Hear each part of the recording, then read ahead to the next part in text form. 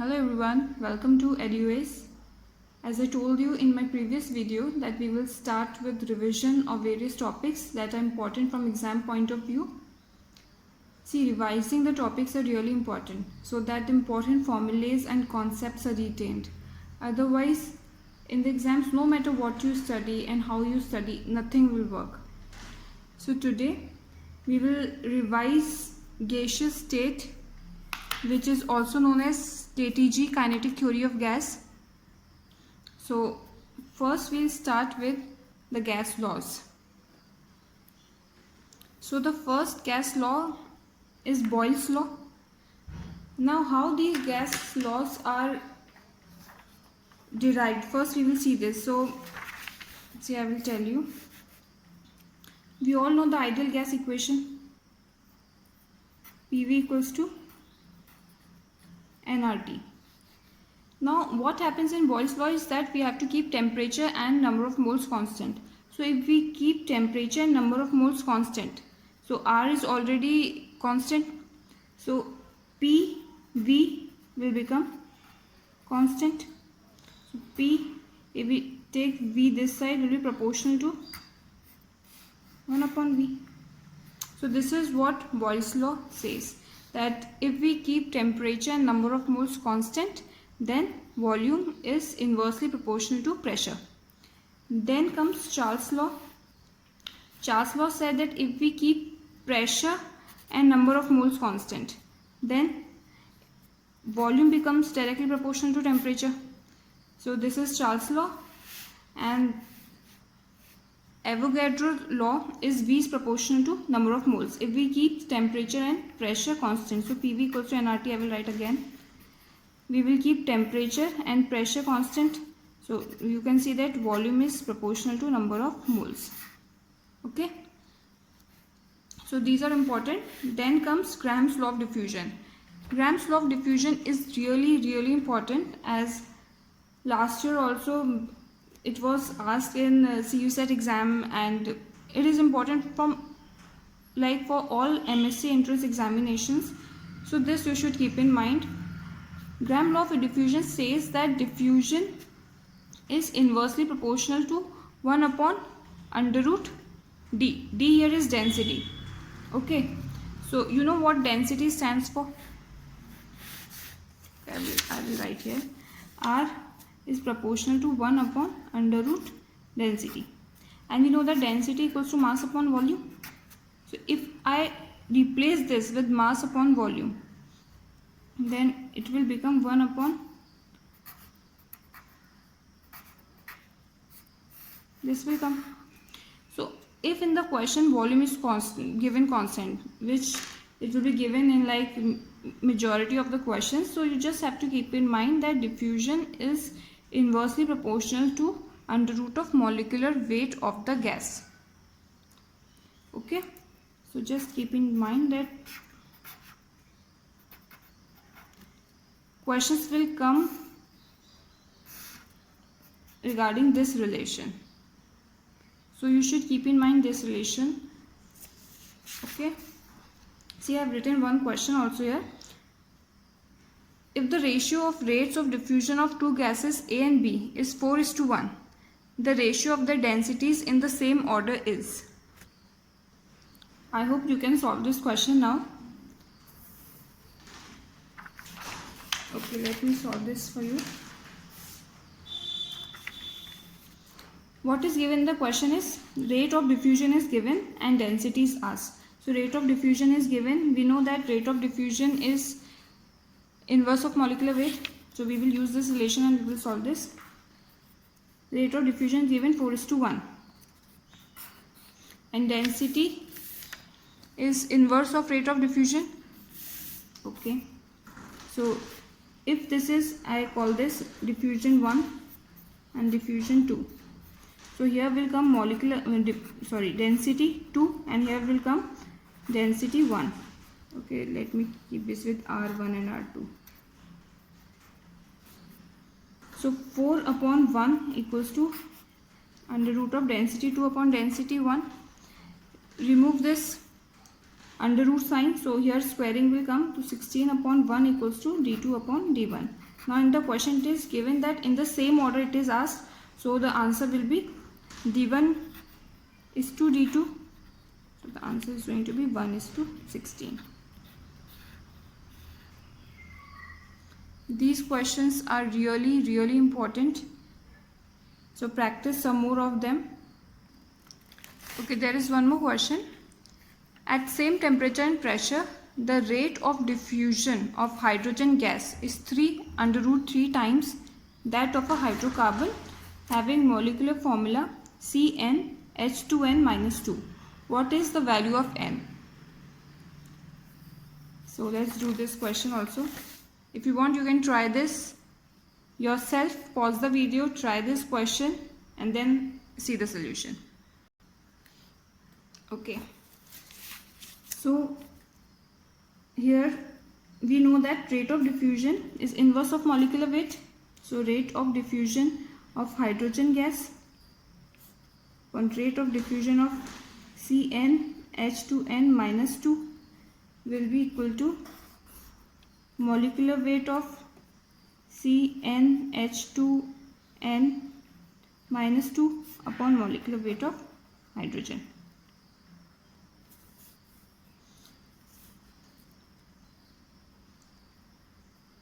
So it is given 3√3. Rate of diffusion of hydrogen gas is 3√3 times of this. So here we will write 3√3. I am removing the under root sign, so I am putting here square root and square. I am doing the squaring here. CnH2n-2, and we know the molecular weight of hydrogen is 2. So solve this. It will come out to be 3 square 9 and 3. It will come out to be 54. If I keep this 2 here, and then it will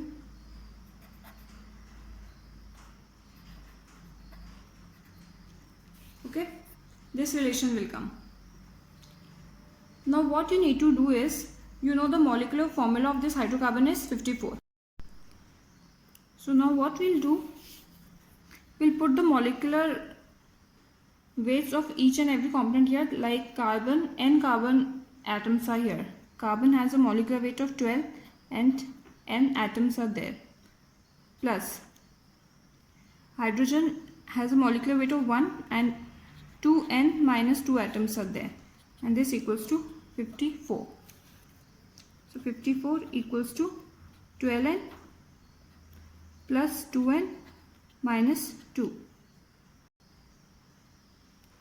So 54 equals to 14n minus 2. This minus 2 will come here, it will become plus 2. It will become 56 equals to 14n. The value of n equals to 4. In the question it is asked what is the value of n. So the answer is value of n is 4. Okay. So let's move forward. The next thing is translational kinetic energy of an ideal gas. So translational kinetic energy of an ideal gas is E equals to 3/2 RT. This formula is for per mole kinetic energy, per mole gas, ideal gas, kinetic energy of per mole ideal gas. But if in the question it is asked per molecule ideal gas, then you have to divide this equation by Avogadro's number. So it will become 3/2 RT upon Na, and we know this, that R upon Na equals to K. What is this K? This K is Boltzmann constant.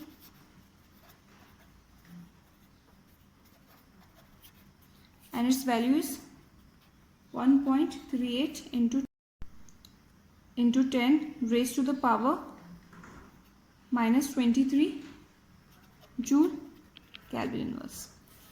Okay. So this you need to remember. Per mole it is 3/2 RT, and per molecule it is 3/2 KT, where K is the Boltzmann constant. Okay, so let's move on to the question. The question is, the molecular velocity of any gas is A. inversely proportional to square root of temperature, B. inversely proportional to temperature, C. directly proportional to square of temperature, and D. directly proportional to square root of temperature.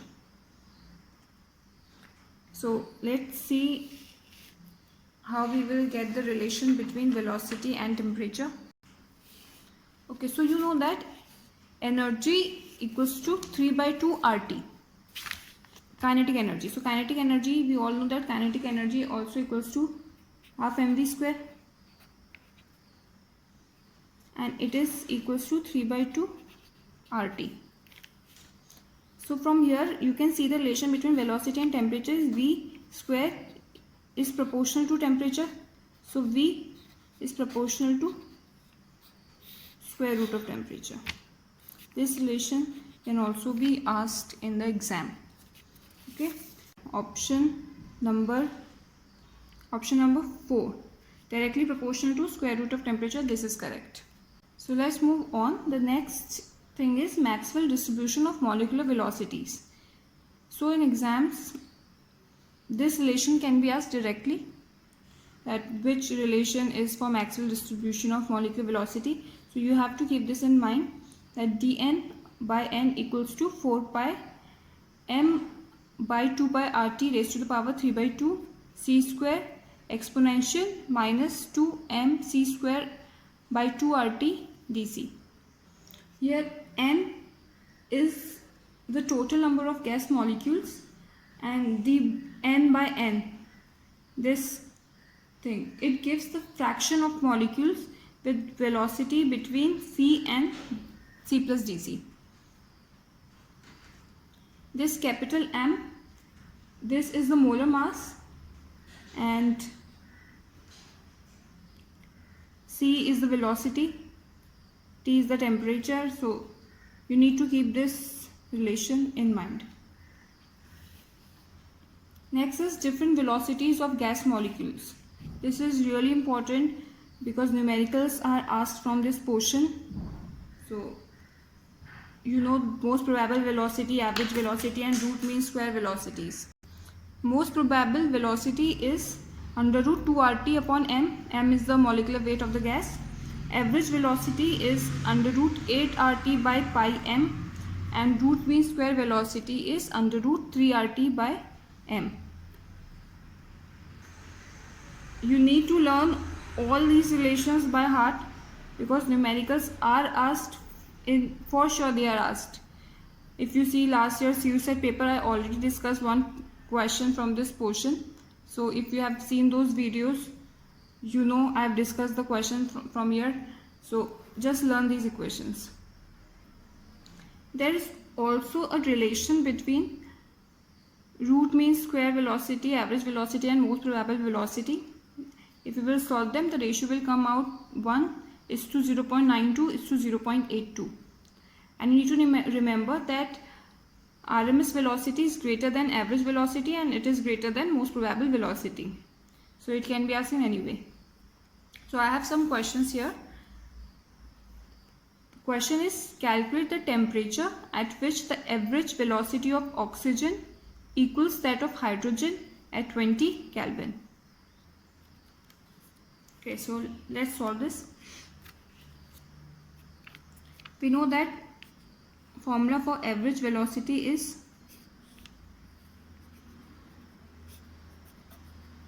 under root 8 RT by m. So in this question, 8 is constant, R is constant. So we just and pi is also there, 8 RT by pi m. 8 is constant, R is constant, pi is constant. So we just need to take care of temperature and molecular weight.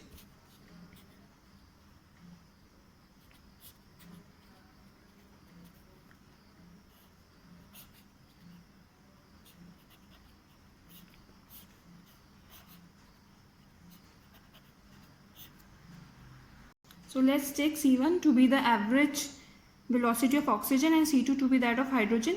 So I have made the relation. In the question it is given that the average velocity are equal. So this is going to be 1. So T1 by M1 equals to T2 upon M2. So T1, M1 is the molecular weight of oxygen, which is the molecular weight of oxygen is 32, and here this is the molecular weight of hydrogen, it is 2, and the temperature at which we need to calculate for hydrogen is 20 Kelvin. For T2 is given, it is 20. So just calculate this T1. It will be 20 into 32 by 2. So answer will come out to be 320 Kelvin. So this is the answer for this question, 320 Kelvin. The question is very easy. You just need to go step by step and solve it. Let's see one more question. Given that the RMS velocity of nitrogen molecule in a gas is 500 meter per second at 27 degrees Celsius, the RMS value at 320 degrees Celsius is. This question is also very easy. Let's solve it. We know that RMS velocity equals to under root 3 RT upon M.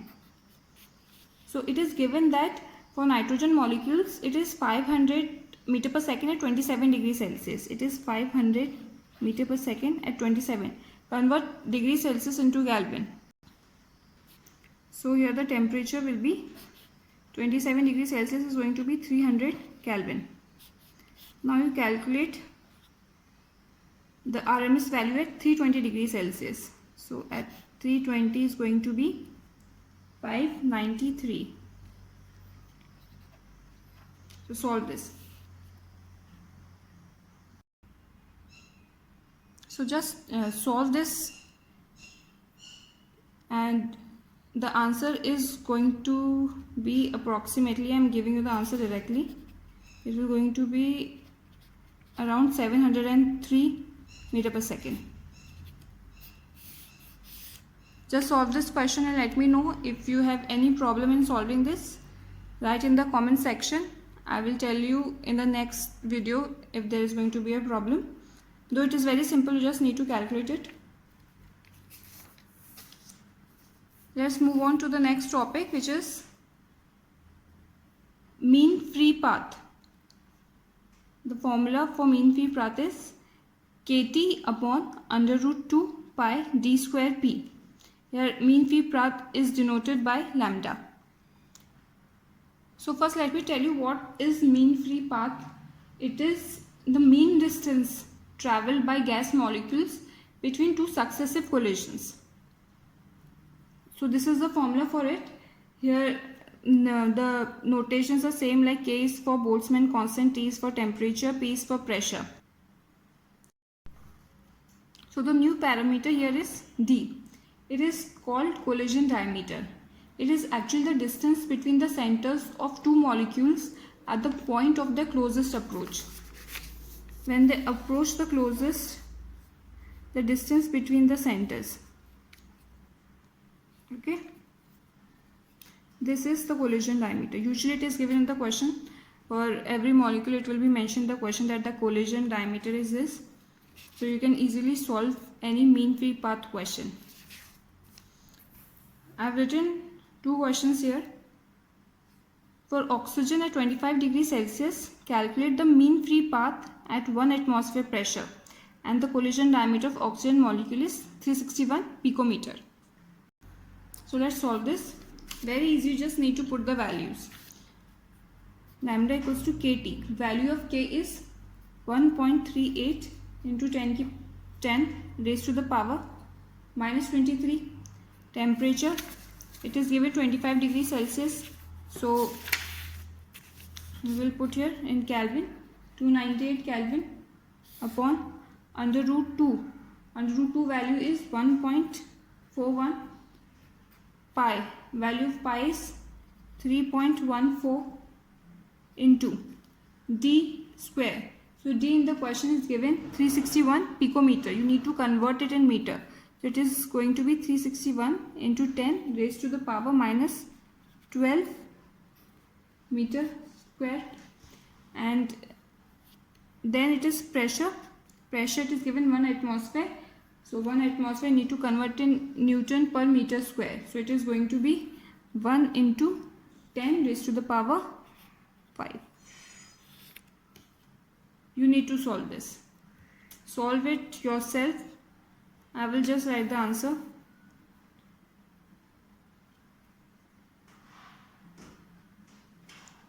So the answer for this will come out to be 7.02 into 10 raised to the power minus 8 meter. Just an easy calculation. Do it. In this question, the important thing was to take care of the units. That for atmosphere, you need to convert in Newton per meter square. For picometer, you need to convert in meter. So if you take care of these small things, the answer is going to be accurate. The next question is, it is the last question. How does the mean free path in a sample of a gas vary with temperature in a constant volume container? So let's see this. We know this, that lambda equals to kT upon under root 2 pi d square p. Here it is said that it is constant volume container. So first we need to convert this pressure into volume terms. So we know this PV equals to nRT. So P equals to nRT upon V. So we will put this here. It will be kT upon under root 2 pi d square nRT. We will go in the numerator. So T cancels with T. We know this, that K upon R is Avogadro's number. So it will be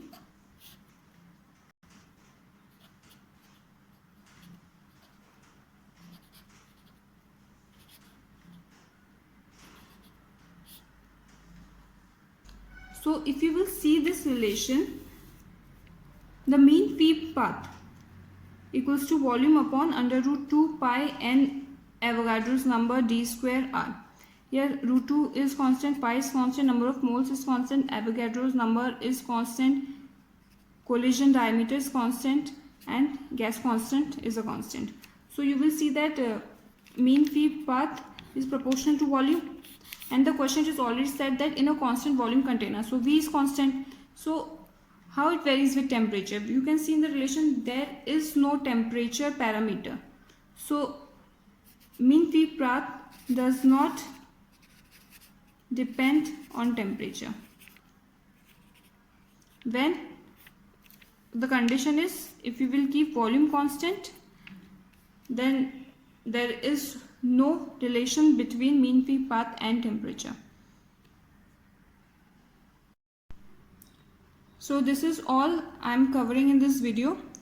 Though the chapter is yet not completed, so I will make one more part of this video in which I will add the remaining portions that are left. This is really important topic. So just go through all the formulas thoroughly and do as many questions possible. So if you think this video is helpful for you, please like the video, subscribe the channel and hit the bell icon so that you can get the notification for the further videos I upload. Thank you.